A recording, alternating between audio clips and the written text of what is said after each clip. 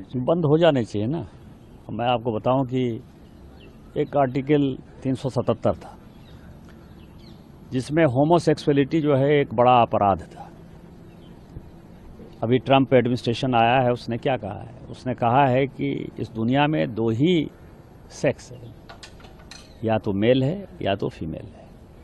Transgender की उसने बात नहीं कही, होमोसेक्सुअलिटी की बात नहीं कही। पूरी क्रिश्चियन कम्युनिटी हो, पूरी हिंदू कम्युनिटी हो, पूरी मुस्लिम कम्युनिटी हो, पूरी बुद्ध हो, जैन हो, सिख हो, सभी ये मानते हैं कि होमोसेक्सुअलिटी एक अपराध है। सुप्रीम कोर्ट ने वन फाइन मॉर्निंग कहा कि नहीं, ये केस हम एबॉलिश करते हैं, ये आर्टिकल एबॉलिश करते हैं। हमने आईटी एक्ट बनाया। आईटी एक्ट में सबसे ज़्यादा दुखी कौन है? महिलाएं हैं, महिलाओं के पौर्ण आते हैं, बच्चे हैं, बच्चे के पौर्ण आते हैं, उनकी सेक्सुअलिटी के बारे में जो है हंगामा होता है। एक दिन सुप्रीम कोर्ट खड़ा होता है, वो कहता है 66 से खत्म कर दिया हमने, आईटी एक्ट खत्म कर दिया। अभी आप समझिए, मैंने आर्टिकल 141 का बहुत बड़ा जो है अध्ययन किया है। आर्टिकल 141 कहता है कि हम जो कानून बनाते हैं, हम जो जजमेंट देते हैं, वो लोअर कोर्ट से लेकर सुप्रीम कोर्ट तक लागू है। लोअर कोर्ट से लेकर सुप्रीम कोर्ट तक लागू है, लेकिन कानून बनाने वाला जो है आर्टिकल 368 क्या कहता है? आर्टिकल 368 कहता है कि इस देश के संविधान को, पार्लियामेंट को सभी कानून बनाने का अधिकार है। कानून की व्याख्या करने का अधिकार सुप्रीम कोर्ट का है। वो कह रहा है कि 3 महीने में जो है राष्ट्रपति बता दें कि क्या करना है, 3 महीने में गवर्नर बता दें कि क्या करना है। और उसके बाद आज जो है ये देश राम, कृष्ण, सीता, राधा, 12 ज्योतिर्लिंग से लेकर 51 शक्तिपीठ का है। सनातन की परंपरा है, लाखों साल की परंपरा है। आप जब राम मंदिर का विषय होता है तो आप राम मंदिर में कहते हो कि कागज दिखाओ, कागज दिखाओ। कृष्ण जन्मभूमि का मामला आएगा मथुरा में तो कहोगे कागज दिखाओ। आप जब शिव की बात होगी, ज्ञानवापी मस्जिद की बात आएगी, कागज दिखाओ। और आज केवल आप मुगलों के आने के बाद जो मस्जिद बने हैं उसके लिए कहते हैं कि आप कागज कहां से दिखाओ। इस देश में धार्मिक युद्ध भड़काने के लिए केवल और केवल सुप्रीम कोर्ट जिम्मेवार है। सुप्रीम कोर्ट का एकमात्र उद्देश्य है, show me the face will show you the law.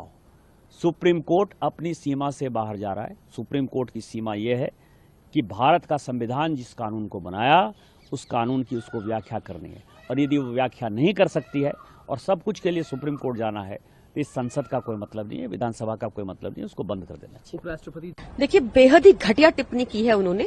उनसे जब सवाल पूछा गया बांग्लादेशी घुसपैठियों के बारे, तो उन्होंने सुप्रीम कोर्ट के सिटिंग सीजीआई को देश में हो रहे दंगों का जिम्मेदार बता दिया।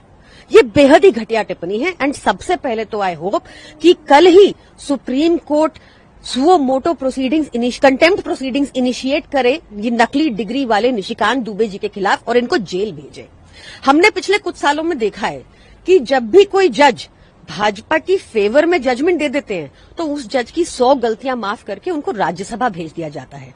पर हाल ही में हमने देखा कि जब एक जज ने ये हिदायत दी कि कानून फॉलो किया जाए और गवर्नर्स बिल के ऊपर इनडेफिनेटली ना बैठे रहे, तो भी इन्होंने भाजपा ने अपना पूरा तंत्र लगा दिया उन जजेस को डिफेम करने को, सुप्रीम कोर्ट को अटैक करने को।